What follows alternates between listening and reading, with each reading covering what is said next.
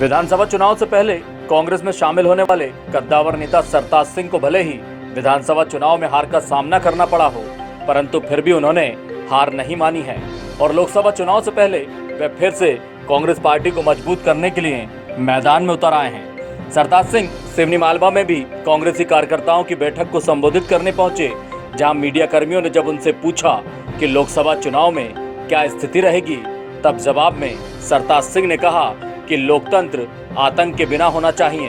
पिछली लोकसभा में कांग्रेस को मध्य प्रदेश में केवल 2 सीटें मिली थीं, वहीं इस साल 10 सीटें मिलेंगी या इससे ज्यादा भी हो सकती है।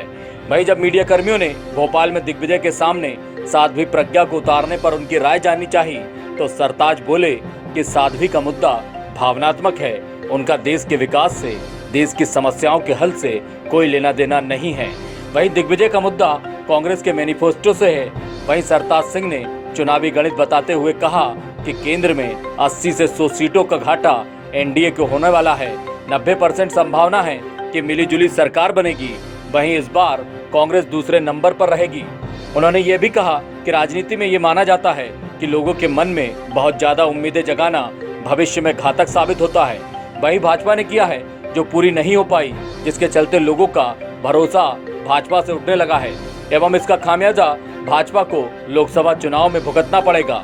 सुने आखिर क्या बोले लोकसभा चुनाव को लेकर पूर्व केंद्रीय मंत्री सरताज सिंह। मौजी, आज सिवनी मालवा में किस तरीके का दौरा था?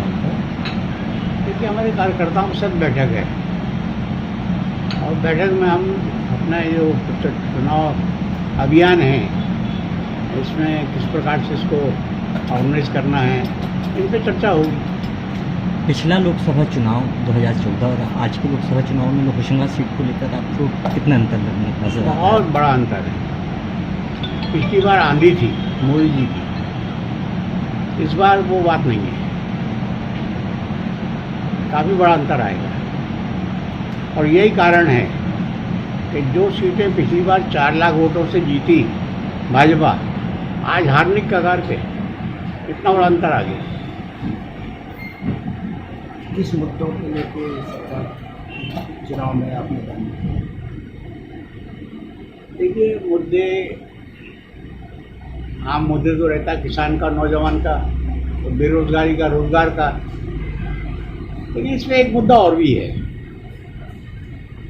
वो है कि लोकतंत्र में जो बातें नहीं होना चाहिए वो होने लगी है।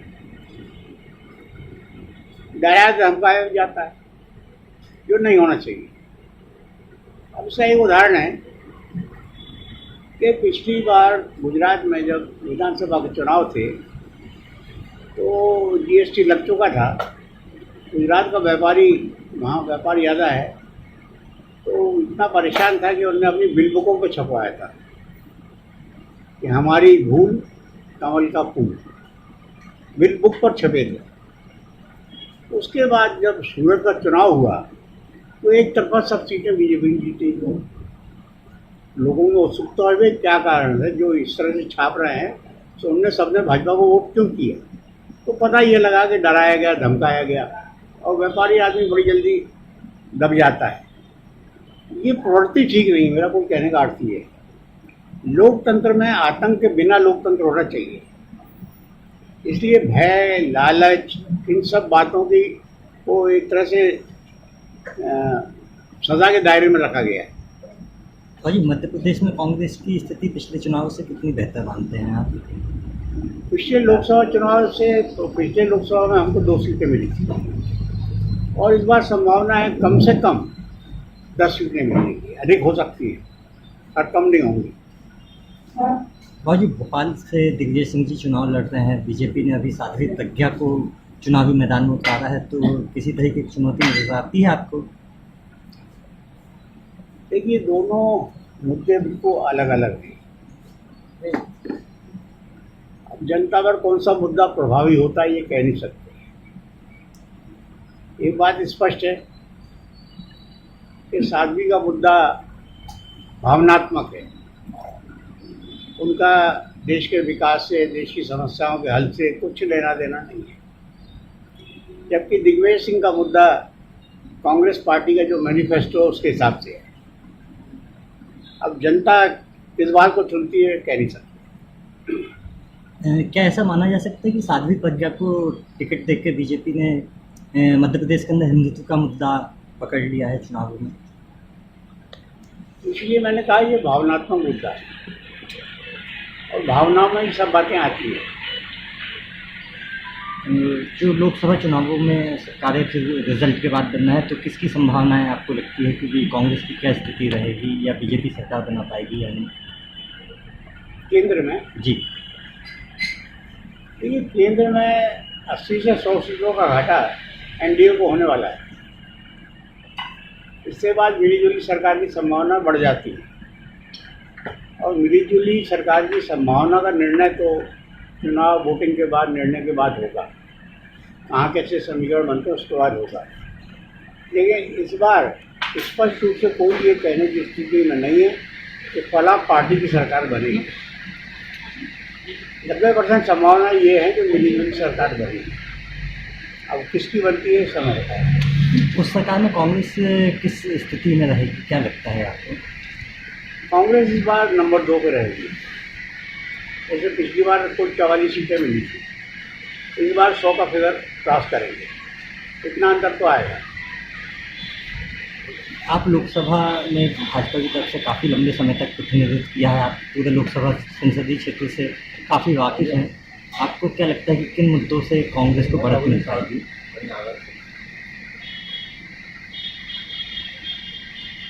देखिए पहली बार सेंटर में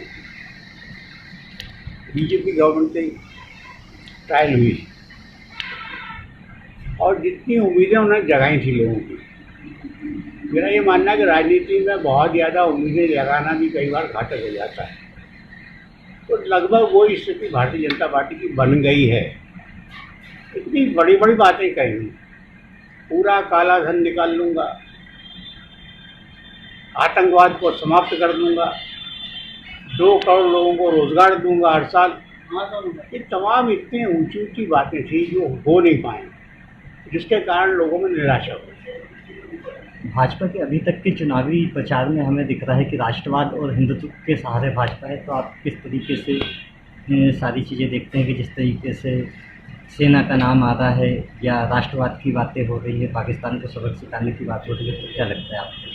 देखिए राष्ट्रवाद के प्रति तो सभी सहमत होंगे, इसमें तो कोई इनकार ही नहीं हो सकता।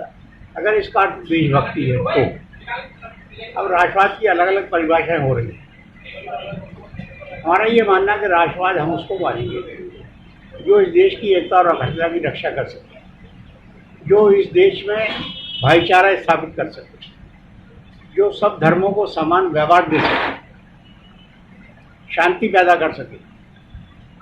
वो असल में राष्ट्रवाद कहलाएगा, जिसमें देश का भला हो। कई लोग राष्ट्रवाद का दूसरा अर्थ भी निकालते हैं और जिसमें कुछ लोगों की निंदा की जाती है। तो तनाव बढ़ाने से इस देश का कोई भी भला नहीं होने वाला। तो राष्ट्रवाद में बुराई नहीं है, लेकिन थोड़ा सोच का अंतर है, उस पर विचार करने की आवश्यकता है। केंद्र की मोदी सरकार को 10 में से कितना नंबर देंगे आप? देखिए इन बातों को कोई खास संबंध नहीं रहता। मोदी जी जिन कामों में सफल हुए वो भी आपके सामने है, जिनमें विफल हुए वो भी आपके सामने है। मूलतः सबसे बड़ा मुद्दा रहता है देश की अर्थव्यवस्था, क्योंकि अर्थव्यवस्था से हर बात जुड़ती है। अगर नौजवानों को रोज़गार मिलेगा तो भी अगर हमारी अर्थव्यवस्था आगे बढ़ेगी, जीडीपी ग्रोथ हमारी आगे बढ़ेगी, तभी मिलेगा। तो इस मामले में मोदी जी कामयाब नहीं हो पाए। भले ही वो आकलन न कर पाए, गलती हो गई हो, लेकिन नोटबंदी और जीएसटी ने इस देश की अर्थव्यवस्था को प्रभावित किया है और हम पीछे हो गए। काम करने का और सोचने का ढंग रहता है। एक उदाहरण देना चाहूँगा। चंद्रशेखर के समय हमारा सोना गिरवी रखा गया था, याद होगा आपको, शिप में लोड होके गया था। हमारी एक साख इतनी गिर गई थी कि कोई बगैर गिरवी रखे हमको पैसा देने के लिए, उधार देने के लिए तैयार नहीं था। लेकिन नरसिम्हा राव और मनमोहन सिंह के आने के बाद पूरी स्थिति बदल गई। सोना भी वापस आ गया। जो हमारा 2000 करोड़ का फॉरेन एक्सचेंज रिजर्व था वो बढ़ के 60,000 करोड़ हो गया। हमारी जीडीपी ग्रोथ 8.5% हो गई, जो आज तक कभी नहीं हो पाई। तो ये एक आर्थिक नीतियाँ किस प्रकार से होना चाहिए, उसमें हम ये मानेंगे कि भाजपा सरकार विफल रही है।